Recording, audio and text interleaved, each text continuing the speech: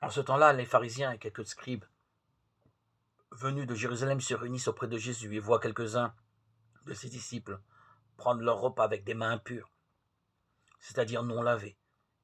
Les pharisiens, en effet, comme tous les juifs, se lavent toujours soigneusement les mains avant de manger par attachement à la tradition des anciens.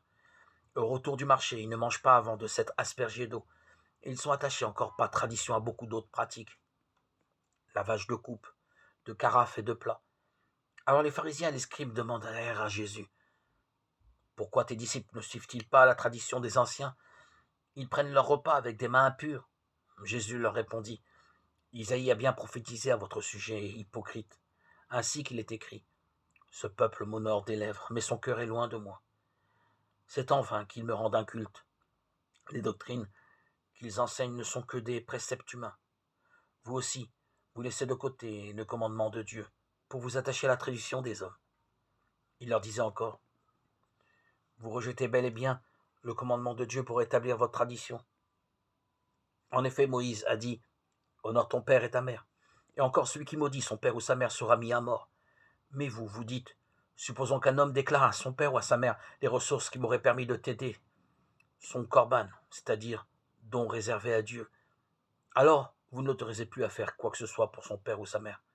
Vous annulez ainsi la parole de Dieu par la tradition que vous transmettez. Et vous faites beaucoup de choses du même genre.